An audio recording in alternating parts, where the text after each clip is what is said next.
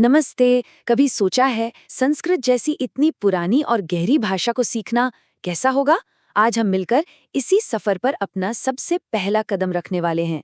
हम देखेंगे कि ये खूबसूरत भाषा असल में कितनी लॉजिकल है, कितनी सुंदर है और कैसे इसकी नींव साउंड और मीनिंग के एक परफेक्ट सिस्टम पर बनी है। तो चलिए शुरू करें। तो सबसे पहली और सबसे ज़रूरी बात जो संस्कृत को इतना ख़ास बनाती है वो ये है कि इसमें हर अक्षर की सिर्फ और सिर्फ एक ही आवाज़ होती है। मतलब कोई कन्फ्यूजन नहीं, कोई एक्सेप्शन नहीं। जो लिखा है ठीक वही बोलना है। कितना सिंपल है ना?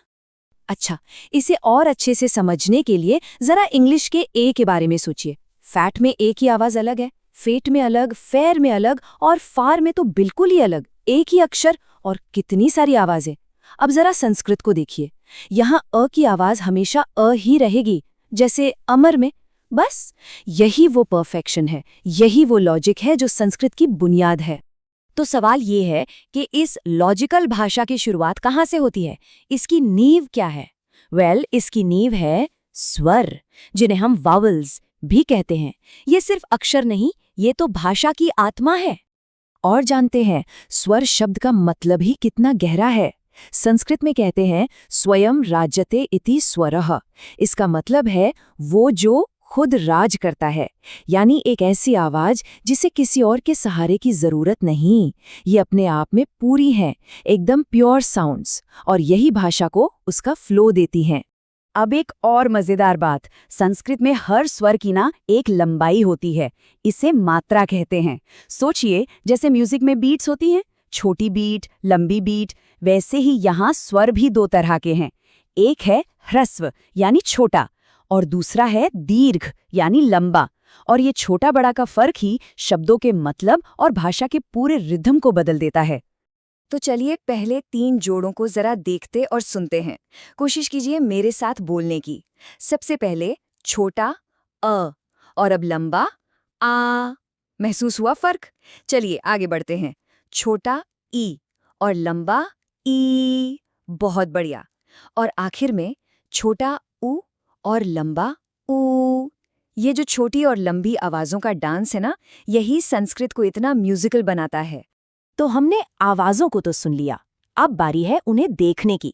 अब हम उस दुनिया में कदम रखने वाले हैं जहां इन आवाजों को एक खूबसूरत शक्ल मिलती है। जी हाँ, हम बात कर रहे हैं देवनागरी लिपि की। और इस लिपि का नाम ही कितना खूबसूरत है, देवनागरी, मतलब देवताओं का शहर। ये नाम ही बताता है कि ये सिर्फ लिखने का एक तरीका नहीं है, बल्कि इसे कुछ बहुत ही पवित्र और डिवाइन माना गया है। अच्छा, पहली बार देखने में देवनागरी थोड़ी मुश्किल लग सकती है, पर यकीन मानिए ऐसा बिल्कुल नहीं है। चलिए अ को ही लिखकर देखते हैं। बस 3 सिंपल स्टेप्स हैं। स्टेप 1, बाईं तरफ से ये एक घुमावदार शेप बनाइए। स्टेप 2, इसके साथ एक सीधी खड़ी लाइन जोड़ दीजिए। और स्टेप 3, ऊपर एक सीधी लेटी हुई लाइन खींच दीजिए जो सबको जोड़ दे। हो गया, देखा कितना लॉजिकल और सिस्टमैटिक है। तो ये रहे हमारे पहले 6 स्वर अपनी देवनागरी ड्रेस में। चलिए एक बार फिर से बोलते हैं। अ, आ, ई, उ। बस इन शक्लों को इनकी आवाजों के साथ जोड़ना है। यही सीखने का सबसे बड़ा सीक्रेट है। तो ठीक है, हमने आवाजें सीख लीं, शक्लें देख लीं, अब आता है असली मैजिक का टाइम। चलिए इन आवाजों और शक्लों को जोड़कर अपने पहले संस्कृत शब्द बनाते हैं। ये देखिए, 3 बहुत ही सिंपल लेकिन उतने ही पावरफुल शब्द। पहला शब्द है अहम, जिसका मतलब है मैं। दूसरा पुस्तकम, मतलब किताब। और तीसरा ज्ञानम, मतलब ज्ञान। एक बार बोलकर देखिए इन शब्दों को। अहम, पुस्तकम, ज्ञानम।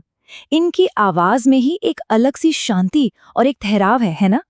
तो आज का हमारा ये छोटा सा सफर अब खत्म हो रहा है, पर जाने से पहले चलिए एक बार रुककर सोचते हैं कि हमने क्या देखा।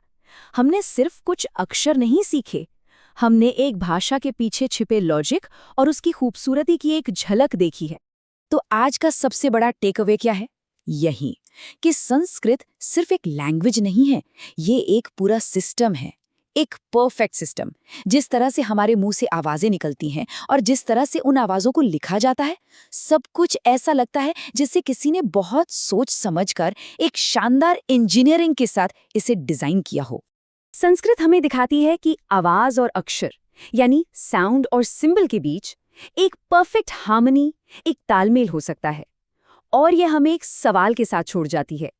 सोचिए, अगर हम अपनी जिंदगी के दूसरे हिस्सों में भी, चाहे वो हमारा काम हो, हमारे रिश्ते हो या हमारी सोच हो, ऐसी ही क्लैरिटी और ऐसा ही लॉजिकल तालमेल लाने की कोशिश करें, तो हम क्या-क्या हासिल कर सकते हैं? इस पर सोचिएगा जरूर।